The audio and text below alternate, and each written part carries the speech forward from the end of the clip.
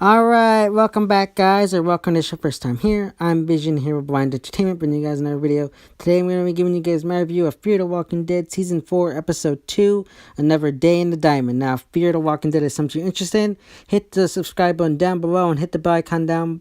That way you don't miss any future videos on Fear the Walking Dead moving forward. Now, let's begin. Oh, first off, we start this episode off with a flashback to the group, our main heroes, in the baseball stadium kind of community that they've established. And I really like this community, very atmospheric, very realistic in a sense. And I just love how they've made it into like more than just like a community. It feels like a little town. It feels like something like you'd go to like in the old days. And it just, I don't know. It's just, I really like this community. It probably more than some of the other ones we've seen in the main show, like Alexandria. It gives me some vibes of the hilltop. And it just reminds me of like an old place you'd go to like in the Wild West, and just like it gives me a lot of vibes like the trading post at the end of last season that I wish we had gotten more of. And it just gives me more vibes of that, just in a grander, bigger scheme. Like this feels like a big town in like the midst of like this small community. So I really like that. And then you get reintroduced to our old characters, and I like Madison. And I feel like in the first earlier seasons, Madison wasn't a character I was really gelling with and didn't feel like a connection with. But this season already, it really did something more of her character.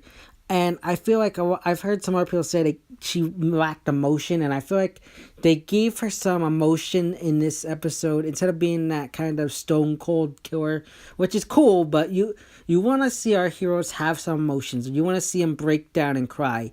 And that's one of the things I think lacked with Madison last season, especially with the death of Travis, because I feel like she just kind of didn't show any emotions during the death of Travis, and it just felt weird and out there. But you have her like cracking jokes with Alicia, and just kind of being a little bit more caring towards Charlie. And I love how they kind of established that relationship between the two of them. And I like what they did with the Charlie character in this episode. I do kind of wish we had seen them rescuing Charlie in a sense, because I feel like when they introduced Charlie, I feel like it was so confusing at first to me. I didn't understand what was going on, but I feel like once we got more into the episode, I understood Charlie a little bit more, and it just played into more of the mystery of her, especially later on with what happened with the big bads of the season. So I'm not going to hold that against them. I just feel like they could have done a little bit better job of explaining Charlie in the beginning of the episode. Then you get reintroduced to Nick and Alicia. And I like how you got Alicia this season. She's definitely, like the actress said in one of the behind the scenes thing, becoming a little more dark and stronger. And I really like that. I love Alicia Debnam Carey. She's a great actress. I think if you haven't seen her in the 100, definitely go check her out in that show. And I'm just interested to see what they do with her character this season, especially when you see her on the road. I love how they got her a little bit more stronger, a little bit more out of that schoolgirl kind of vibe that she kind of felt in the earlier seasons. And I like how they got her a little bit more grittier and dirtier in this season, because in the earlier seasons she looked like she was in like a model half the time, and she didn't look like she was in the post-apocalyptic world. So I really like what they did with her in this episode. And then you got Nick, and I love what they've done with Nick in this season so far, because you got him scared to go out into the world. And yes, you could say that's a little bit contradictory to who he was in the earlier seasons, but we don't know what these characters have been through since we last seen them at the dam. So I really like what they did with his character. I'm already interested to see what caused him to become this character. Did it have something to do with Daniel? And that's another question. Where's Daniel? I'm hoping he's alive.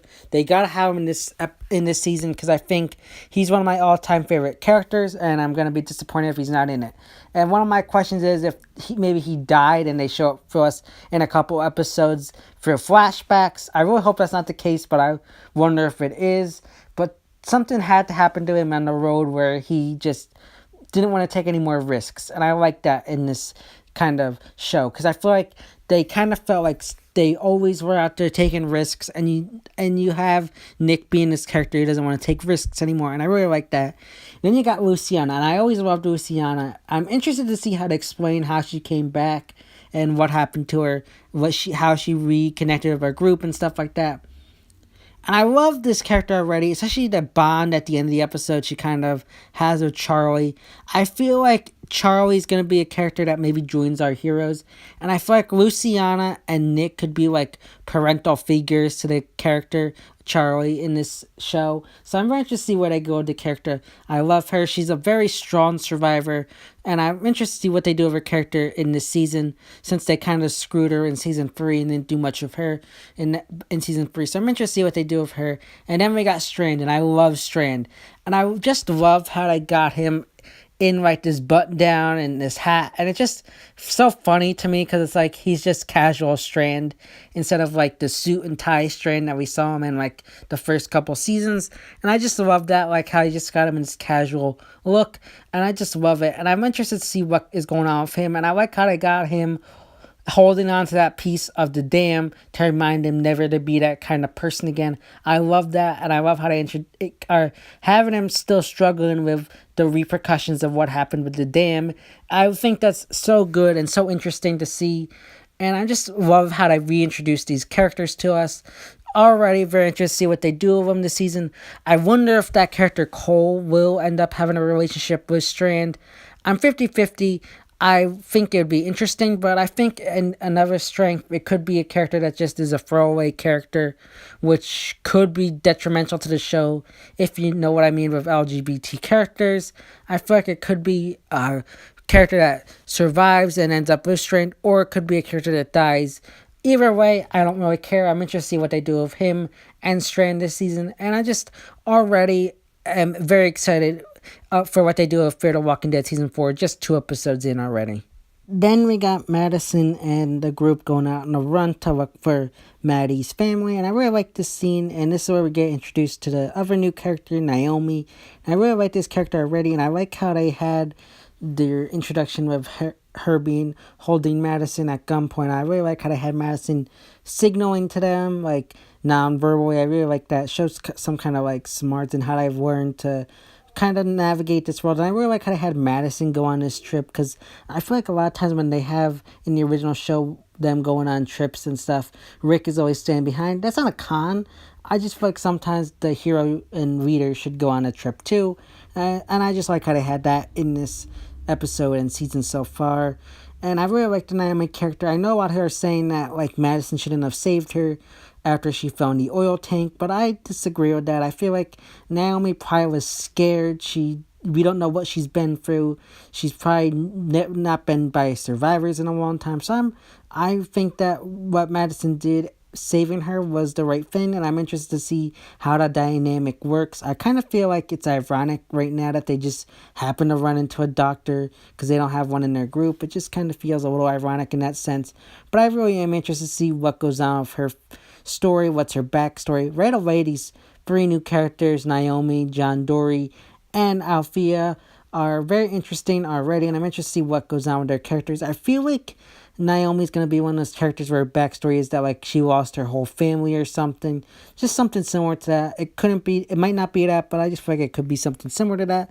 But I really like her character already. And then back at the camp, you got Charlie.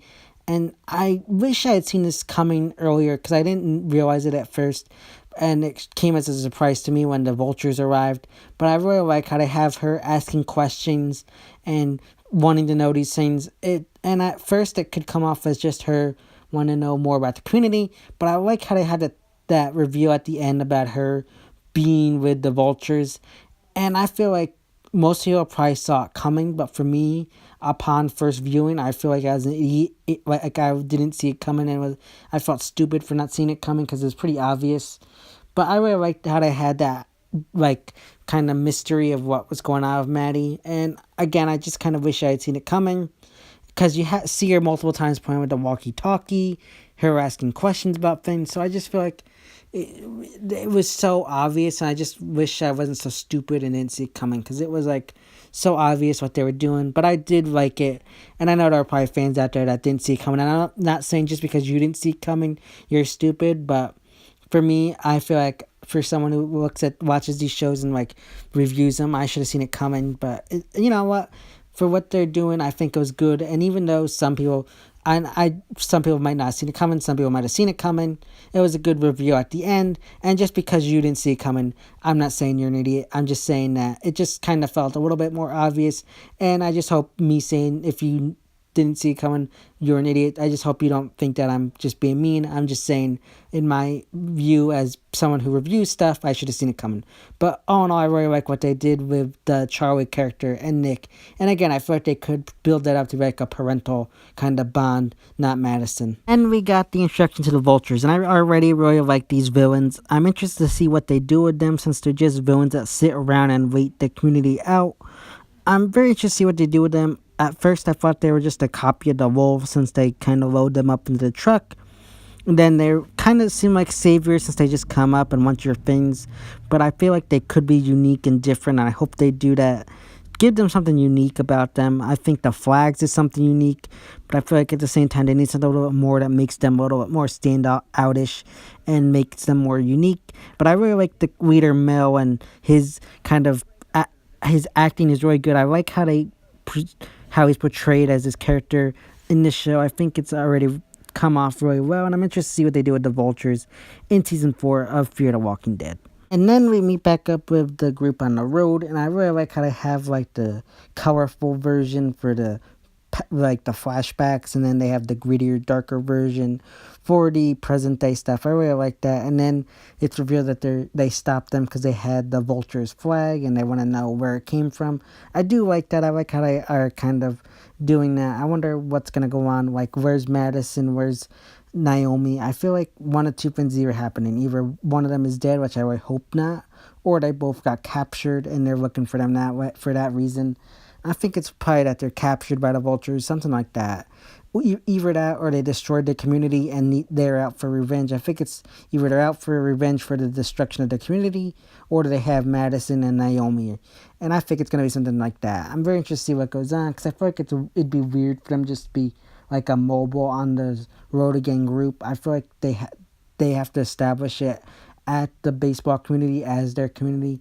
I feel like they can't destroy it now, since we're already a couple years into the community, into the apocalypse. So I think they have to keep the baseball stadium as the community. But I'm interested to see what goes on with that storyline in the present day, and how it relates to Morgan and the new characters John and Althea, because I'm interested to see how they interact with the group in the coming up episodes of season 4 of Fear the Walking Dead. So yeah, guys, that's my review of Fear the Walking Dead season 4 episode 2, Another Day in the Diamond. If you like this video, give a big thumbs up and share, and don't forget to hit the subscribe button down below and hit the bell icon. That way you don't miss any future videos on Fear the Walking Dead moving forward. And if you have any future suggestions for videos you'd like to see me do on Fear the Walking Dead, let me know in the comment section down below. This has been Vision here with Blind Entertainment, and I will see you next time.